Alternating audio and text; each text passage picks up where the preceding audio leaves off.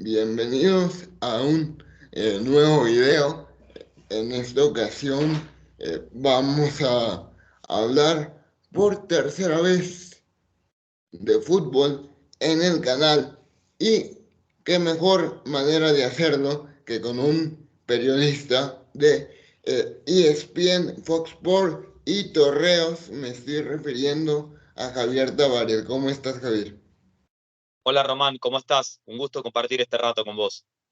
No, el gusto es mío, muchas gracias por aceptar y bueno, vamos empezando. Antes de empezar el tema que quiero tocar referente al fútbol, vamos a tocar un tema referente a tu carrera y es que estuve investigando por ahí y antes de hacer esto que estás haciendo ahora, que es el tema del periodismo deportivo, antes te dedicabas a lo que era contador público. ¿Cómo te entra el bichito de decir, bueno, yo ahora ya no quiero ser contador público y me voy a dedicar a ser periodista deportivo? ¿Descubres esa pasión o cómo se da el dedo?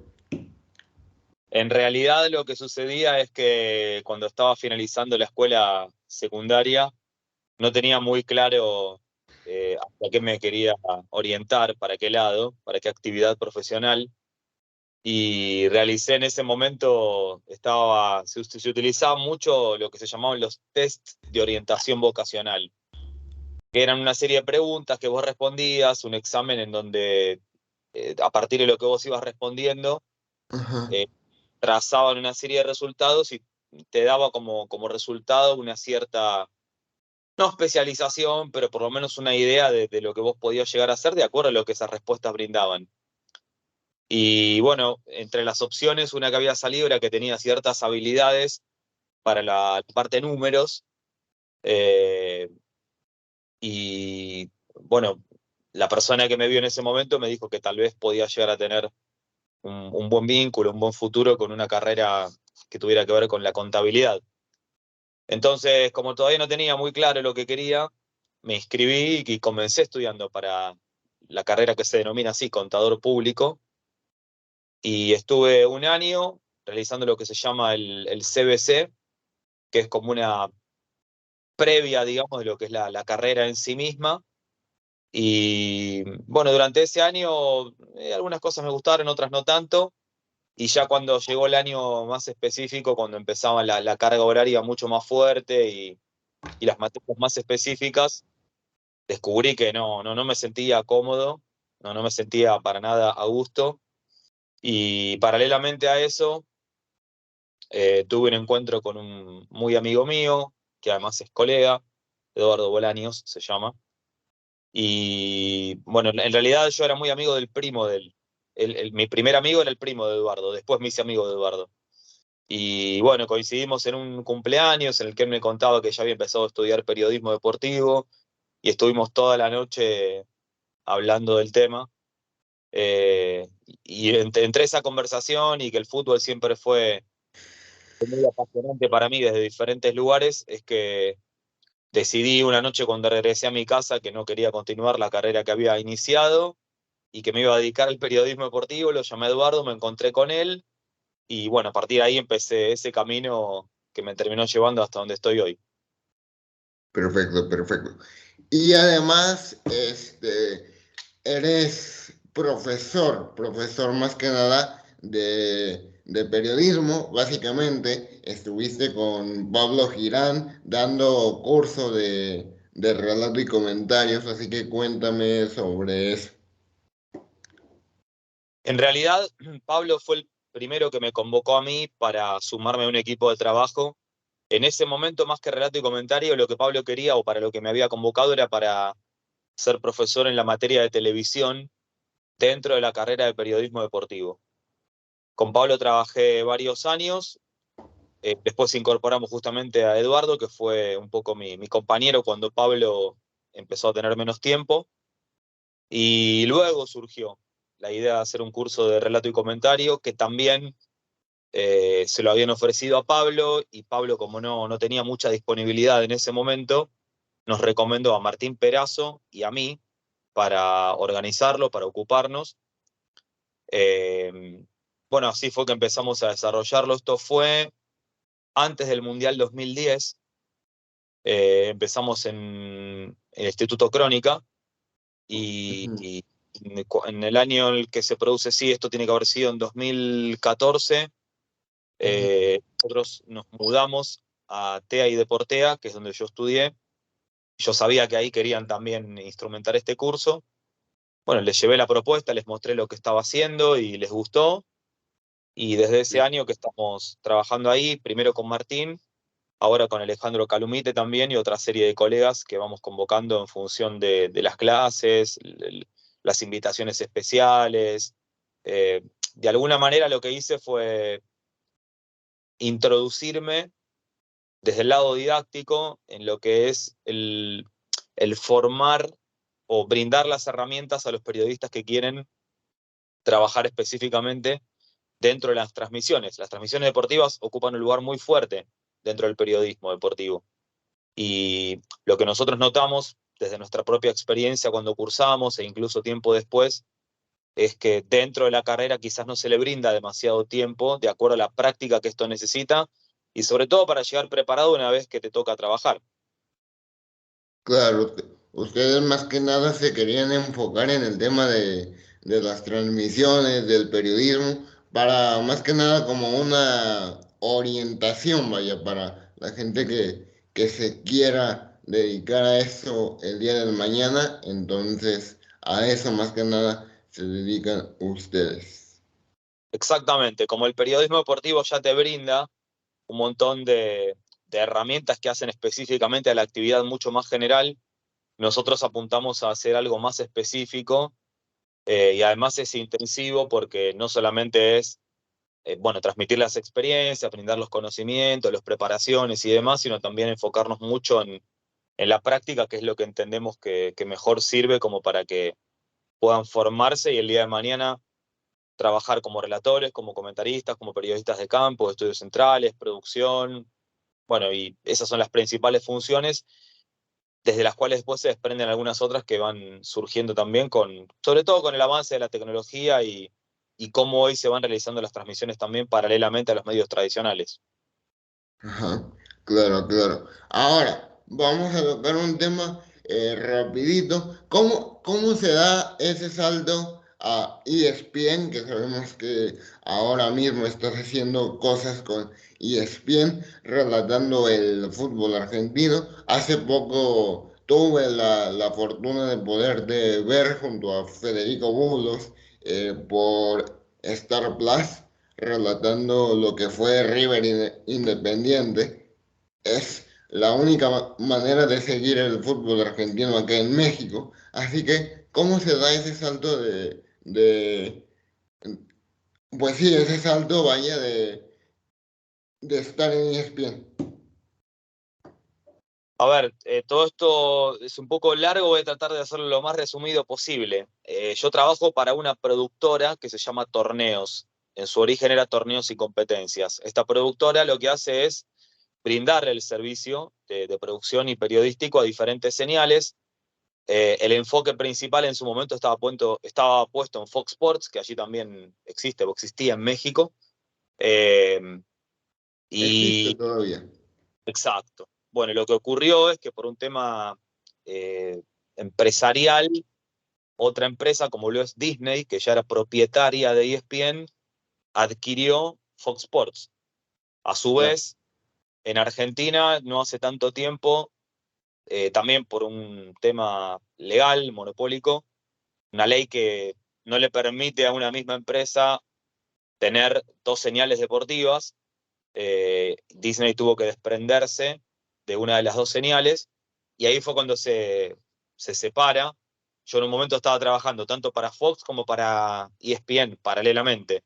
En este momento estoy en ESPN, y uno nunca sabe, con las vueltas de la vida y con estas fusiones que se producen, dónde vas a terminar trabajando, porque en definitiva yo lo que hago es comentar fútbol, y trabajo para las empresas que adquieren los derechos de televisación de los diferentes torneos. Después todo tiene que ver ya con los convenios entre las propias empresas. Pero como para resumirlo un poco, mi empleador es una productora llamada Torneos. Esta productora tiene un convenio a través de la cual le presta su servicio a una señal que a su vez pertenece a otra empresa. Hoy en día, donde más se me ve o se me escucha a mí es en ESPN y, como bien decís vos, en Star Plus, que es una aplicación que también pertenece a Disney y en la que se emiten muchos de los eventos que salen por ESPN o incluso aquellos que no salen por ESPN y que se emiten específicamente o exclusivamente por Star Plus, dependiendo del país en el cual se encuentra la persona. Por ejemplo, en la Argentina, el fútbol argentino no se observa por Star Plus, sino mediante señales. Pero en el exterior, tal como lo dijiste vos, se puede ver en algunos casos a través de ESPN y en otros en forma directa y exclusiva por Star. Sí, sí. De hecho, el fútbol argentino, ahora que lo mencionas, allá en Argentina se ve por ESPN Premium y por TNT Sports. Son las dos señales que emiten el fútbol argentino por allá.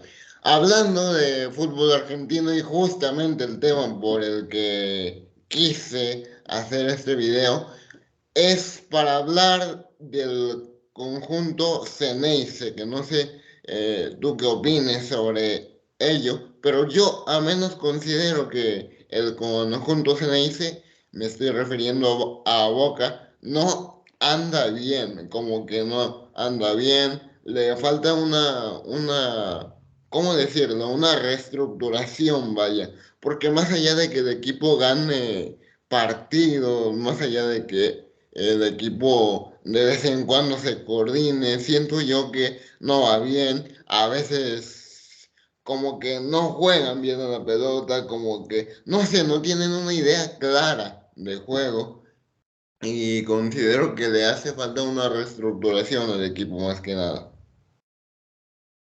Sí, a ver, lo que sucede en Boca es que yo creo que todo nace desde otro lugar y va hacia su parte dirigencial. Eh, Quien hoy maneja toda la parte futbolística en Boca es, y vos lo sabes muy bien, un ídolo como futbolista, Juan Román, probablemente, Juan Román Riquelme. correcto, probablemente el mayor ídolo de la historia de Boca. Digo probablemente porque en realidad esto tiene que ver muchas veces con cuestiones generacionales. Seguramente de un tiempo hacia atrás, la mayoría te va a decir que Riquelme es el máximo ídolo y otros anteriores te van a decir que haya, por más poco tiempo que haya estado, que Diego ha dejado una huella muy fuerte, y otros te van a decir Rojas, y otros te van a decir Ratín. Bueno, nombres hay muchos, por eso yo soy cuidadoso, porque dentro de 50 años quizás ya alguno te va a decir que los otros futbolistas que nosotros no íbamos a haber conocido, y Riquelme quedará en el recuerdo para los más veteranos. Pero digo, aquí hay un tema que nace, me parece, desde la parte directiva, como pasa en todo club en realidad, porque ahí es donde se toman las decisiones de quiénes son los que van a jugar, quiénes son los que van a dirigir, en el caso de los entrenadores. Eh, Hay un manejo que tiene una cuota parte política, en Argentina está muy enquistado, la división que se ha generado a nivel nacional y que en algunos casos, y Boca es un ejemplo, se introduce en la política interna de los clubes. Sé que este tema tal vez aburre y no sé hasta qué punto es tan conocido fuera de Argentina, pero forma parte de la realidad y es indisimulable. Eh, Vos sabrás muy bien, un expresidente de Boca fue presidente de la Nación aquí, Mauricio Macri. Efectivamente. Ah, Y sí, vos, yo creo que esto más que nada, lo de Boca viene desde la parte, vaya, de todos es la culpa, vaya, no hay que echarle la culpa a los jugadores, de todos en general, porque la directiva, yo al menos siento, y lo decía Toto Valdieri también, un youtuber analista, lo decía, acá la culpa es de todos porque no tienen una estructuración específica, no saben cómo manejarse, de repente los cambios a la hora de estar jugando los partidos. Si ves que vas perdiendo 3-0 y ves que no hay ninguna reacción, quieres esperarte a ver si el equipo en sí produce una reacción y ya cuando te das cuenta, los cambios los andas haciendo el minuto 80, 85 y ya de qué sirve. Sí, por eso te decía que tal vez la raíz de todo esto viene desde muy atrás y no estoy responsabilizando o culpando a la actual dirigencia, solamente trazo una, una opinión, un análisis que en un punto, más allá de lo subjetivo, también es descriptivo. Yo creo que Boca tiene un problema y es que se ha obsesionado con ganar la Copa Libertadores, que es, según ellos, el único título que vale la pena. En el Sí, medio de esto, le tocó convivir con un periodo en el cual River la ganó 2 veces y con un detalle que todos conocen también, para nada menor, y es que le ganó la única vez que se enfrentaron en una final de Copa Libertadores. Entonces, todo esto generó una mezcla entre bronca, impotencia, un punto de ebullición que después terminó obsesión. un poco estrictamente en lo futbolístico, pero que nace, insisto, de un problema que el mismo Boca se termina generando porque desvaloriza los títulos locales, las copas argentinas, o sea, todo queda muy relativo, muy pequeño, que no dejan de ser consagraciones, más allá de las formas, porque el Boca mismo se autoimpone que el único título que sirve y que tiene que ganar es la Copa Libertadores. Entonces, mientras no consiga ese título, todo termina siendo un fracaso o todo termina siendo insuficiente. Y en el medio de todo eso es que se arman estos problemas que vos decís, que concluyen muchas veces en discusiones, armados de planteles con muchas figuras, problemas para la llegada o la salida de algunos jugadores, el dinero que se gasta, mezclado con lo que yo les decía de la política, entrenadores que llegan y saben que cuentan con una presión que en ningún otro lado les toca vivir, más allá de que de por sí hoy el técnico de fútbol sabe todo lo que tiene que afrontar, pero en el caso de Boca aquí en la Argentina es tremendo porque es lo que te decía recién, lo único que sirve es ganar la Copa Libertadores. Si no ganas la Copa Libertadores, en el corto, mediano, largo plazo, en realidad corto y mediano, largo no, termina siendo un fracaso. Entonces es muy difícil trabajar de esa forma y sí lo que termina ocurriendo es que Boca, respecto a los demás equipos aquí en Argentina, tiene mucho material en cuanto a los futbolistas, tiene jerarquía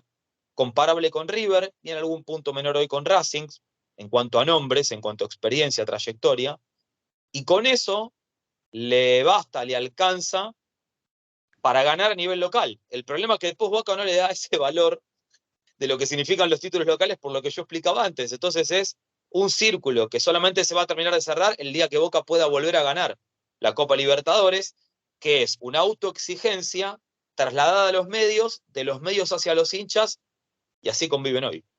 Sí, claro, porque ya como lo marcabas antes, ¿no? La verdadera prioridad de Boca es la Copa Libertadores. De ahí en fuera, considero yo que no tiene ninguna otra prioridad.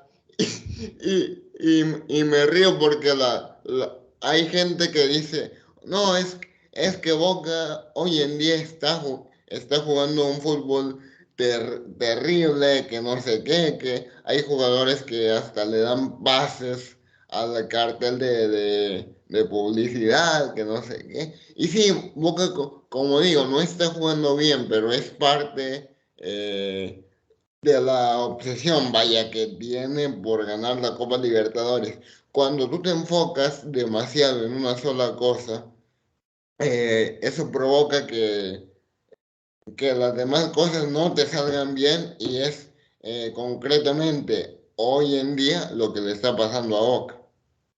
Sí, lo que ocurre es que utilizaste palabras que en realidad hay que separarlas para hacer un análisis correcto. A mí me parece bien que el enfoque principal, o sea, la prioridad, como bien dijiste vos, sea un certamen. Esto le pasa a cualquier equipo, a cualquier club que se fija un objetivo y va detrás del mismo. Ahora, cuando eso se transforma en una obsesión, que también la usaste vos la palabra y yo también, termina siendo un problema, porque entonces nada de lo que vos puedas conseguir sirve para brindar una alegría, una satisfacción, un motivo de orgullo, porque no te alcanza, porque para vos lo único que vale es ganar la Copa Libertadores, y en realidad, por eso yo decía que el problema se lo genera Boca mismo, a partir de eh, esa obligación que se autoimpone y que muchas veces le termina generando una situación problemática que, claro está, los medios, la gente, los oponentes, luego terminan usando en su favor también. Pero el problema, yo creo que en muchos casos es el mismo Boca el que se lo genera. Ujú. Claro, Boca se genera el problema mismo, vaya. Y sí, pero como yo te lo marcaba antes, se necesita una reestructuración, de repente un cambio de técnico, alguien que de repente venga con nuevas ideas, que se sepa o que tenga más que nada una orientación de saber cómo manejar al equipo. Hoy en día está el negro Ibarra como DT interino, por así llamarlo. Mucha gente dice que el negro Ibarra no está funcionando. No podemos criticar al negro Ibarra todavía porque son sus primeros partidos. No es como que lleven mucho tiempo en el plantel como para que uno se pueda poner a criticar, pero sí considero que un técnico es lo que hace falta. Por ahí se hablaba en su momento de Tata Martino, actual entrenador de la selección de mi país, México, que ya lo va a dejar de ser cuando termine el tema del Mundial, tengo entendido. Por ahí también sonaba Ricardo Gareca. Así que no sé qué sea lo mejor para Boca, pero de que necesita una reestructuración y necesita quitarse esa, esa manía, esa obsesión, obligación, como lo quieren llamar ustedes, de querer ganar la Copa Libertadores. Sí, por eso vamos a decir siempre lo mismo. Cuando vos hablas de reestructuración, va más desde arriba, después baja a lo futbolístico. Si bien es cierto que muchas veces los resultados terminan tapando o cubriendo o disimulando algunas cuestiones, en el fútbol sobre todo, pero bueno, en este caso, y ya lo dijimos y lo repetimos, no termina ocurriendo, porque para Boca lo único que lo podría lograr es ganar la Copa Libertadores, haciendo pensar que se está haciendo todo bien, y desde mi humilde opinión creo que no. Y por otro lado, el hecho de ganar otros campeonatos u otros títulos tampoco le sirve. Entonces quedan expuestas problemáticas. Vos decías recién lo de Hugo Ibarra, que en realidad es un técnico interino, pero es un técnico que ya estaba trabajando en el club, conocido por Riquelme y por lo que se llama aquí el departamento del fútbol de Boca. Eh, y en realidad Ibarra está colocado en esa función hasta que Boca determine quién va a ser el entrenador. La intención es que termine Ibarra este campeonato o esta parte de la temporada, ya para pensar en 2023, pero no termina más, porque lo que va a hacer Boca es pensar en un entrenador, pero en realidad el único objetivo va a ser ganar la Copa Libertadores el próximo año. Y si no, Claro. solo digo qué va a pasar porque el año que viene va a haber elecciones en el club, entonces por eso te decía que es como un círculo vicioso en el cual el club se encuentra, y que, de nuevo, no quiero ser reiterativo ni redundante, pero tiene mucho que ver con lo que el propio club se generó. Es como una ambición de querer llenar ese vacío precisamente con la Copa Libertadores. Exactamente. Pero bueno, un placer, Javi. Y para ir finalizando, ¿qué consejo le das a todos aquellos que se quieran dedicar a este medio del periodismo deportivo el día de mañana?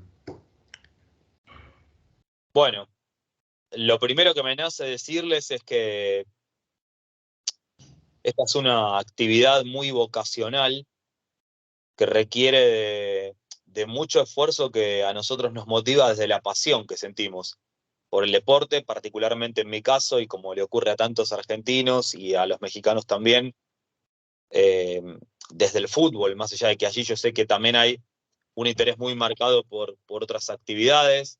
Me ha tocado estar en México, tengo amigos en México, y sé, por ejemplo, que hay un seguimiento muy marcado, por ejemplo, de lo que pasa en el fútbol europeo y también lo que pasa con el fútbol americano o el Luego, béisbol mixto. luego por ahí también están los deportes de contacto, que es la lucha libre, que acá le damos un seguimiento enorme. Claro, exactamente.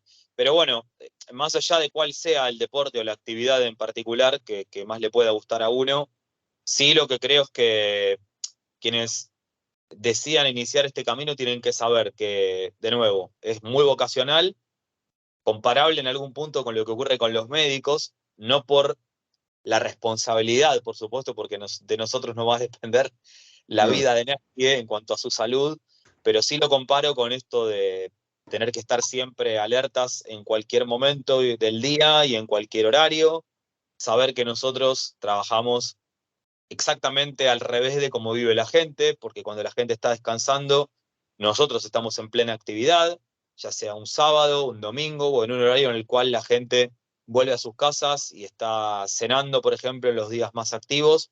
Nosotros estamos trabajando en una transmisión o en un programa. Por eso decía que es muy importante tener en cuenta esto desde lo que motiva el querer hacerlo, con las dificultades del caso que esto trae aparejado, ujú. sobre todo para las personas que nos acompañan, que tienen que saber esto y que durante muchas ocasiones va a pasar que nos vamos a perder eventos, festejos o, no sé, situaciones familiares o con amigos, porque nuestro trabajo nos lo impone así y nos impide compartir esos momentos. Te tiene que gustar mucho, tenés que vivirlo muy bien, tenés que encontrar también un cierto equilibrio para que en la vida personal puedas estar para suplir esos momentos en los cuales tu actividad no te lo permite, entonces compartiendo y regalándole momentos a tu gente de otra forma. Y también entender que trabajar de periodista deportivo implica una responsabilidad desde la formación, desde el estar en el minuto a minuto siempre informado. El periodista es como que, ya fuera de lo deportivo también, ¿no? Está como en un estado de alerta permanente y nunca Ujú. termina de relajarse, ni siquiera cuando está de vacaciones, porque uno está viajando y siempre, aunque no quiere, tiene el chip dentro incorporado de estar por curiosidad o por lo que uno es, atento a lo que sucede, enterándose a cada momento. Entonces, es un poco estresante, pero por eso digo que para ser periodista, además de periodista deportivo, tenés que tener una personalidad muy especial y entender que esta actividad, una vez que la tomás, requiere de vos permanentemente. Sí, requiere de mucho esfuerzo. A mí, bueno, yo lo he experimentado con diversas entrevistas que he hecho, levantándome temprano en algunas ocasiones. Tal fue el caso hoy. Muchas veces me ha tocado quedarme aquí, cubrir eventos para poder analizar. Entonces... es muy difícil y eso que todavía no lo soy profesionalmente, pero es lo que quiero llegar a ser y eso es lo que aspiro llegar a ser. Es algo que me llena, vaya. Y nada, espero llegarlo a hacer. Pero bueno, hoy se juega la final de la Supercopa de la UEFA, Real Madrid contra Frankfurt. Predicción rápidamente ya para cerrar. Y nomina a alguien para que esté en el próximo podcast, en algún futuro episodio. Esas dos cositas. Bueno, eh, el Frankfurt tiene una ventaja sobre el Real Madrid, que es el hecho de que la liga ya comenzó, pero el Real Madrid cuenta con algo que termina siendo, en el mayor porcentaje de los casos, algo favorable, que es su jerarquía. No porque el equipo alemán no la tenga, pero el Real Madrid no solamente se trata de nombres, sino de jugadores que están acostumbrados a este tipo de competencias, y me parece que por ese lado hay una ventaja en favor del equipo español. No puedo vaticinar un resultado, pero sí creo que va a terminar pesando en el desarrollo del partido. Esa diferencia que si tuviera que pensar, insisto, sin poner un resultado específico, pero sí por establecerla, podría ser en 2 goles en favor del Madrid. Veremos después qué termina ocurriendo, pero digo, desde ese lugar creo que el equipo de Ancelotti va como favorito, y creo que hoy lo puede llegar a expresar en la cancha con cierta claridad. Después, por supuesto, como cada partido, hay que jugarlo. Ujú. Y como nominación, a ver, te voy a dejar 3 nombres. Uno, mi colega aquí en Argentina, Juanjo Buscalia. Otro puede ser Pablo Pons, que es relator aquí en Argentina. Sí, sí. Y alguien que es de tu país, que es muy amigo, que es Ricardo Murguía.